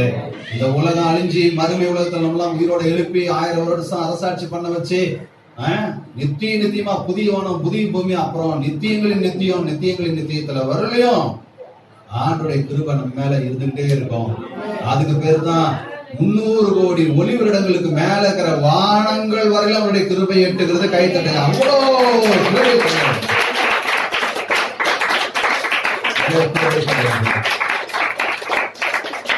அவ்வளோ கிருபை உங்க மேல வச்சிருக்கிற தேவன் உங்க பலவீனத்தை மாத்த மாட்டாரா? உங்க சுகவீனத்தை மாத்த மாட்டாரா? உங்க குடும்பத்தில் இருக்கிற போராட்டத்தை கொண்டாட்டமா மாத்த மாட்டாரா? உங்க மன காயத்தெல்லாம் நீக்க மாட்டாரா? உங்க கண்ணீரெல்லாம் துடைக்க மாட்டாரா? நீண்ட நாளா நீங்க வச்சிருக்கிற கோரிக்கைய ஜபத்தை விண்ணப்பத்துக்கு பதில் தர மாட்டாரா? தருவார். ஆமென் சொல்லுங்களேன். உங்க பிரச்சனை எதுவா இருந்தாலும் தீர்க்கிறதுக்கு அவர்கிட்ட இவ்வளோ கிருபை இருக்குதுங்க. கவலையப்படாதீங்க. கிருபையை இழந்து போறதுக்கு ஒரே ஒரு பயத்துக்குரிய காரியம் என்னன்னா, பெருமைக்காரனுடைய கால் உங்ககிட்ட என்கிட்ட வராது இருப்பதாக. எந்த நாளும் ஆவிக்குரிய பெருமையோ, உலக பிரகாரமான பெருமையோ, வீட்டை குறித்தோ, பிள்ளைகளை குறித்தோ, அப்பா அம்மா குறித்தோ, சபையை குறித்தோ, எதை குறித்து நீங்க பெருமைப்பட வேண்டாம். பெருமை பாராட்டுகிறவன் கர்த்தரை குறித்தே பெருமை பாராட்ட வேண்டும். கை தட்டுங்க. அதெல்லாம் கை தட்டுங்க. கர்த்தர் யாருமே அதை பாதிக்கலைங்க. அவரை பிடிச்சிங்க. வேற யாருக்கிட்டையும் முழு அன்பை வைக்காதீங்க. வேற எது மேலேயும் நம்முடைய முழு கவனத்தையும் செலுத்தாதீங்க. இந்த கர்த்தரை பிடிச்சிங்க. ஏன்னா அவரு நம்ம மேல முழு கவனத்தை வைத்திருக்கிறார். அவருடைய முழு போக்கஸ் எல்லாம் கர்த்தருடைய கண்கள் நீதிமான்கள் மேல். நோக்கமாயிருக்கிறது. நல்லா கை தட்டி சொல்லுங்க, கர்த்தருடைய கண்கள். கை தட்டுங்க, நீதிமான்களே உங்க மேலதான் நோக்கமா இருக்கிறது. சூரியன் மேல சந்திரன் மேல இல்லைங்க, நீதிமான்கள் மேல நோக்கமா இருக்கிறார். நீ உண்டாக்கின வானங்களையும் நட்சத்திரங்களையும் சூரியனையும் சந்திரனையும் நாம் பார்க்கும்போது மனுஷன் மேல அவனை நினைப்பதற்கு, அவனை விசாரிப்பதற்கு அவன் ஏமாத்திரன்னு மனுஷன் கேட்கறான். ஆனா ஆண்டவருக்கு இந்த பித்து தான் இல்லப்பா, என் ரத்தத்தினால கழுவப்பட்ட நீதிமான் மேல நான் நோக்கமா இருக்கேன்னு சொல்லி கர்த்தர் உங்க மேல நோக்கமா இருக்கா. கிருபையை கொடுக்க, சத்தியத்தை கொடுக்க, நீதியை கொடுக்க, நியாயம் செய்ய உங்க மேலேயும் உங்க சந்ததி மேலேயும் அவர் நோக்கமா இருக்காரு. எனவே நீங்களும் இந்த உலகத்துல இருக்கிற யாரை விட எதை விட பெருமை பாராட்டினா அவரை மாத்திரம் பெருமை பாராட்டுங்க. உங்களை குறித்தோ, உங்ககிட்ட இருக்கிற டேலண்ட குறித்தோ, உங்ககிட்ட இருக்கிற மற்ற எந்த காரியத்தை குறித்து பெருமை பாராட்டணும்னா கண்டிப்பா நீங்களும் நானா இருந்தாலும் விழுந்து போயிருவோம், கிருபையை இழந்து போயிருவோம். தயவுசெய்து அந்த காரியம் நமக்குள்ள வேண்டாம். தாழ்மையா இருப்போம். தாழ்மையில் உள்ளக்கோ அவர் அதிகமான கிருபையை அளிக்கிறார். ஒப்பு கொடுக்கலாமா? ஆனா ஆபேல் அவர்கள் இந்த நிறைவு ஜெபத்தை எதிர்பார்ப்பார்கள். கண்களை மூடி நாம் ஜெபிப்போம். கிருபை இழந்து போகாம நாம் இருப்போம். அவர் அதிகமான கிருபையை வந்து தருகிறது. தாழ்மை உள்ளவனிடம் கண்கிடுதே கிருபை, வாழ்நாளெல்லாம் அது போதுமே, சுகமுடன் பலமுடன் சேவை செய்ய கிருபை தாருமே. நான் கிருபை இழந்து போயிடக்கூடாது ஆண்டவரே. தாழ்மை தாரேன், பெருமை வேணாம் ஆண்டவரே. நாளிலே ஆண்டவரே, இதனோடு நீங்க ஆண்டவரே, அப்பா என்கிட்ட பெருமை வந்தா ஆண்டவரே நாங்க விடுத்து போயிருவோம்ப்பா. பெருமை இருந்தா எங்கிட்ட எல்லாம் போயிரும்பா. எங்களுக்கு தாழ்மையை தந்ததுக்காக நன்றி ஆண்டவரே. உங்க நாளை எங்களுக்கு தாழ்மையை தந்து உங்க கிருபை நாள்தோறும் உங்க கிருபைகளுக்கு புதிதான கிருபை தந்து நீங்க நடத்துங்கப்பா. ஆமாப்பா, சோத்திராண்டவரே உங்க கிருபை மாத்திரம் எங்களுக்கு போது சாமி. உங்க கிருபை இருந்தா எங்களுக்கு எல்லாமே இந்த மாதிரி சாமி. உங்க கிருபை இல்லைன்னா நாங்க ஒண்ணும் செய்ய முடியாதப்பா. நிற்கிறது நிர்மலமாக இருக்கிறது உங்க கிருபைதான்ப்பா. உயிருடன் வாழ்வது சுகத்துடன் இருக்கிறது உங்க கிருபைதான்ப்பா. அது நல்லா எங்களுக்கு தெரியும் ஆண்டவரே. அது இன்னைக்கு ரொம்ப உறுதிப்படுத்தி எங்களுக்கு சொல்லியிருக்கிறீங்கப்பா. எப்பொழுதும் தாழ்மையா இருங்கள், எப்பொழுதும் தாழ்மையா இருங்கள் சொல்லியிருக்கிறீங்க ஆண்டவரே. இந்த தாழ்மை எனக்கும் தந்திட வேண்டும் என்று சொல்லிக்கிறப்பா. எங்களுக்கு தந்திட வேண்டும் என்று சொல்லிக்கிறப்பா. அப்பா எங்களை நீதிமான்களாக வைத்திருக்கிறவரே, அப்பா உங்களுடைய சோத்திர கிருபையை தந்து எங்களை இதுவரைக்கும் நடத்தி வந்தவரே உனக்கு ஸ்தோத்திரம் ஆண்டவரே. நன்றி செலுத்துவையா. இந்த பூமியிலே நாங்கள் வாழ்கிற நாளெல்லாம் சாமி சோத்திரம் உனக்கு சாட்சியுள்ள ஜீவை செய்ய உங்களுடைய கிருபையை எப்பொழுதும் எங்களை விட்டு விளக்காமல் இதோடு இருக்கட்டும் சாமி. தாழ்மையா இருக்க இந்த கற்றுத்தாங்க சாமி. கருத்தை ஒப்பு கொடுக்கிறையா. இந்த சத்தியங்களை அறியாத தெரியாத அநேக ஆயிரங்கள் லட்சக்கணக்கான ஜனங்கள் கோடி ஜனங்கள் இருக்கிறாங்கப்பா. அவர்களுக்கெல்லாம் அந்த சத்தியம் தெரியட்டும், வெளிப்படுத்தும் ஆண்டவரே. சோத்திரம் ஆண்டவரே.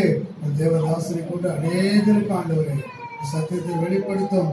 திருச்சபையிலிருந்து அநேகருக்கு ஆண்டவரே இந்த வெளிப்பாடு ஆண்டவரை வெளிப்பட வேண்டும் என்று சொல்லிக்கிறப்பா. கருத்தில் ஒப்பு கொடுக்கிற சாமி செய்தி கொடுத்த தேவதாசரை அநேக ஆயிரங்களுக்கு லட்சங்களுக்கு இது வளமையா பயன்படுத்துகிறாங்க. ஆசீர்வதியும் உங்களுடைய எண்ணங்கள் ஏற்கனவே நிறைவேற்றும். வந்திருக்கிற ஒவ்வொரு பிள்ளைகளையும் ஆசீர்வதியும் ஆண்டவரே. உங்களுடைய ஆசீர்வாதத்தினாலே அப்பா உங்க கிருபையினால எப்பொழுதும் ஆண்டவரை நாங்கள் கிடைத்திருக்கிறோம். உங்களுடைய கிருபை எங்கள் மேல் இருக்கட்டும். நாங்கள் செபிக்கிறோம். ஆசீர்வதியும் பெரிய காரியங்களை செய்யும். எல்லா துதிக்கான மகிமை எல்லாம் உங்களுக்கு செலுத்துகிறப்பா. ரட்சகரும் மீட்பருமா இருக்கிற இயேசு கிறிஸ்து நாமத்தினாலே ஆமென். ஆத்மாவே கர்த்தரை ஸ்தோத்திரி, ஸ்தோத்திரி, கர்த்தரை ஸ்தோத்திரி. கர்த்தர் செய்த சகல உபகாரங்களையும் நம்முடைய ஆண்டவராக இருக்கிற இயேசு கிறிஸ்துடைய கிருபையும் நம்முடைய பிதாவாகிய தேவனுடைய அன்பும் பரிசுத்த ஆவியானுடைய அன்பின் ஐக்கியமும் இன்னைக்கு நாம பார்த்த அவருடைய நீதியும் நியாயங்களும் சத்தியம் அவருடைய வருகை மட்டும் நாம் அனைவரோடு கூட இயேசு கிறிஸ்து நாமத்திலே நீடித்து நிலைத்திருப்பதாக. ஆமென். அல்லேலூயா, அல்லேலூயா, அல்லேலூயா. வார்த்தைகள் எல்லாரும் மகிழ்ச்சியோடு போயிட்டு வாங்க. கத்தவங்களோட நன்றி. மீண்டுமாக நான் இருக்கிற 40 நாள் ஜெபத்திலே சந்திப்போம். ஒரு வாழ்க்கைக்கான செல்லலாம்.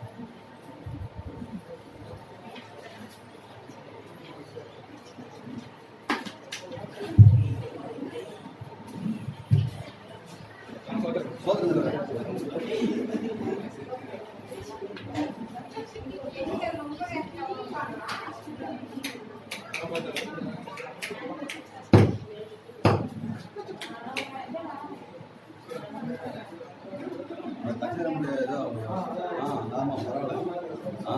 மன்னர் அக்காவா?